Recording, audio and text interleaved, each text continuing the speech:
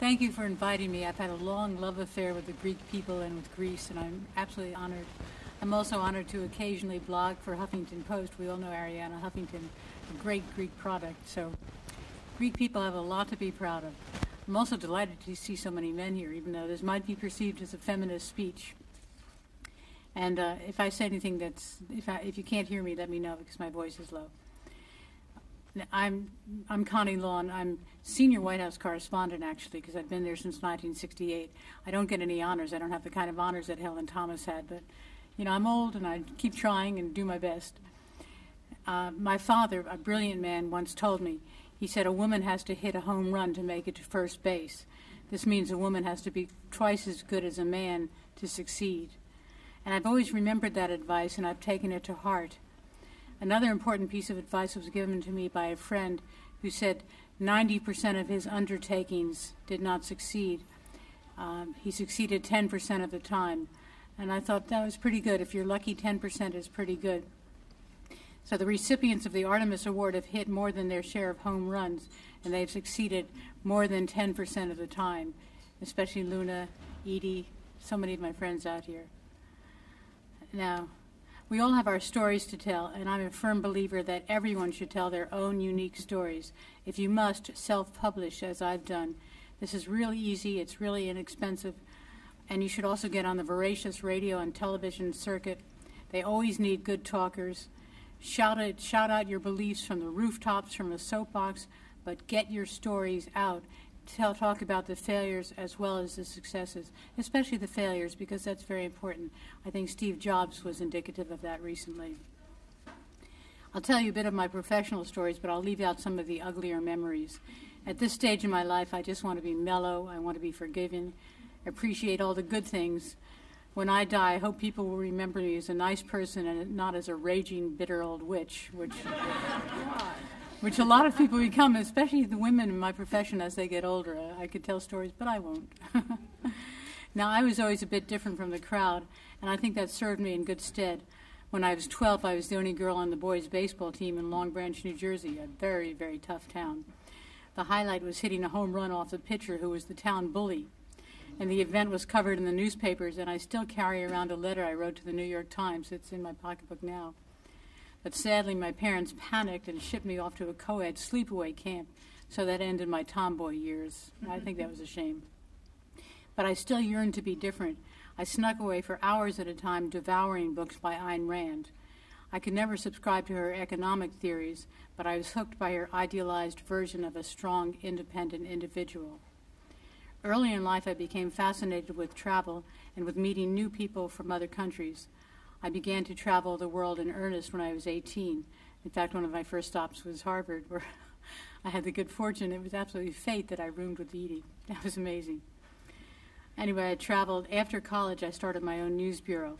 While I had many radio and TV stations in the United States, and I still report to 4,000 of them through IRN USA Radio News, my major focus was on the international audience. In my heyday, before the internet and cable television came on the scene, I reported every day to the major radio stations in Canada, the United Kingdom, Israel, South Africa, New Zealand, Australia, Singapore, Taiwan, and others. I was on the phone nearly 14 hours a day, 7 days a week. It was difficult for my two sons, but they grew up with a strong work ethic. They realized work entails more than a 9-to-5 job, and they're extremely hard workers because of this. Now, I do want to mention the subject of sexual harassment in business, something all women have had to face, and I must say some men too. In the early years of my career, the issue was relentless. You could not move without some dirty old man in the Congress, including in this office building, Rayburn building, or in the broadcasting business demanding sex. They claimed you could not get the job or the interview without pleasing them first. Really, this really went on, I'm telling you. It was a disgusting situation. Yeah. Disgusting situation, but you know, some of it still goes on today, as we can see by the stories of prominent men in the news with scandals. Dominique Strauss-Kahn, all these governors, senators, politicians. Now, of course, at my age, I'll probably be flattered by such sexual pressure. You know, bring it on, guys. You know. Sorry, but this. I've got a handsome husband back there. He's immersed in his internet. He doesn't even see me anymore. Anyway, the situation had one good benefit. It encouraged many women to start their own businesses, and that way no one could force us to do anything. With our own company, and I'm sure Lula understands this too, when you're your own boss, right, clients or stations can come and they can go, but you retain the basic structure and identity. And I'm certain that's a lesson that all of us have learned, men too. We all know these are difficult times financially, but the podium has always swung. Our parents survived world wars and depression, and hopefully we will soon come out of this mess. And when we do, strong women will lead the way. Thank you. First of all, let me thank the Euro-American Women's Council for giving me this opportunity to be with you this evening and to make some brief comments.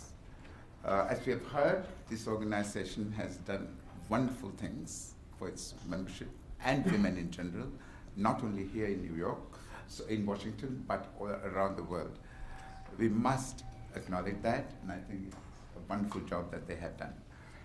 I also would like to acknowledge the presence of Congresswoman Carolyn Maloney. You've already heard some of the things that she has done for women, and I wish her strength. I hope she'll continue to do the same work. Of course, myself, I come from a country that produced the first elected woman prime minister in the world in 1960. Long before Golda Meir, Margaret Thatcher, and many others.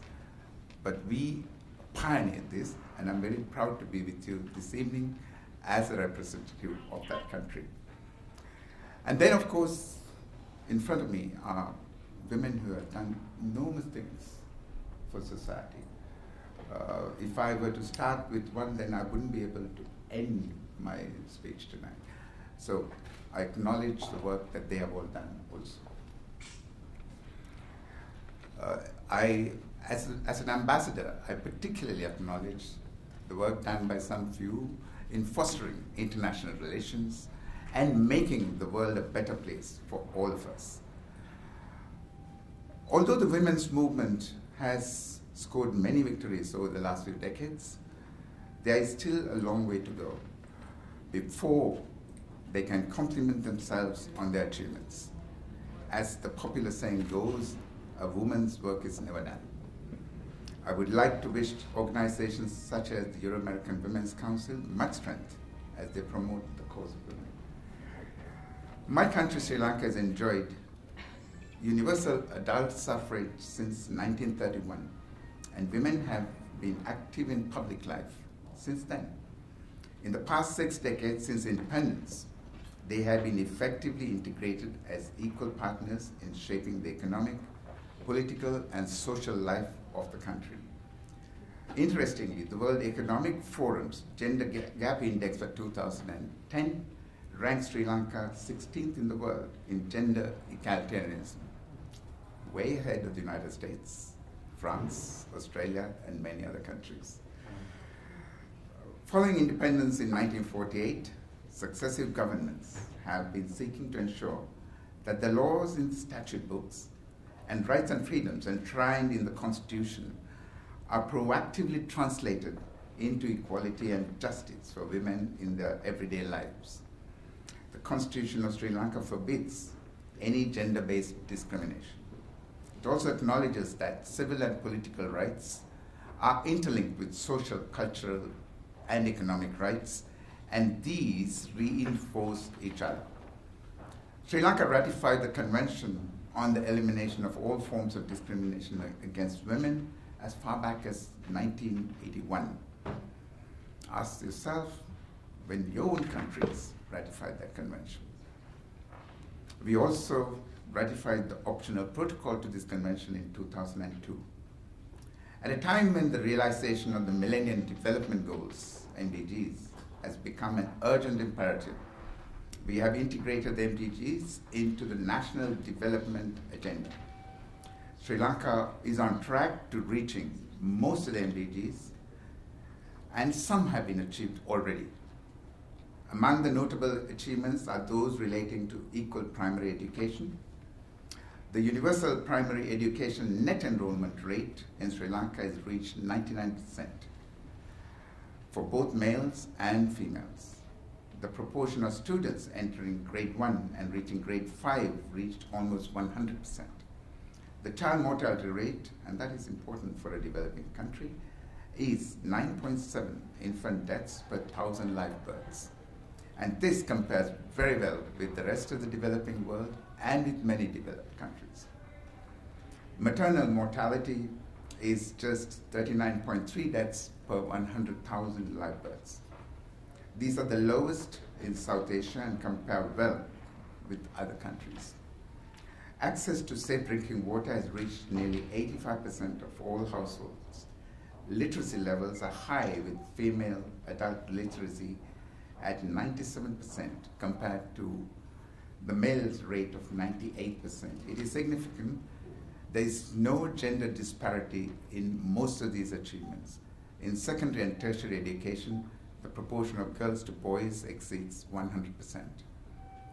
The result of all this is that in certain professions, the proportion of women now exceeds that of men. I can often think of medicine, teaching, nursing, and interesting, the law. We are still lagging behind in other areas, such as in political participation. I had this conversation the other day, and the number of women in parliament is only 4%. And personally, I think this is utterly inadequate, and we should be working hard at getting more women into parliament. And I think, at least if nothing else, the behavior of the members of parliament will improve as a result of it. In the post-conflict phase, the state has invested in an ambitious development program in the former conflict-affected areas, focusing on infrastructure and livelihood development. Sri Lanka set up special women's protection units with female police officers and women's centers in the internally displaced persons camps, and are continuing to provide counseling services for conflict-affected women. The government has given special consideration to uplifting the social and economic status of war widows. Already, bilateral assistance has been channeled to initiate a self-employment program for war widows, and this is being done in collaboration with bilateral donors. The protection of war-affected women and children is a priority for the government, and every effort is being made to ensure that their lives are returned to normalcy as soon as possible. I feel that Sri Lanka has achieved much in ensuring equality of opportunity for girls and women, but we will not rest on our laurels. We will continue to strive to achieve higher goals, including in politics. Distinguished guests, I thank the EAWC again for the wonderful work that it is doing. I also congratulate, in anticipation, the honorees for 2011, and a special thank you to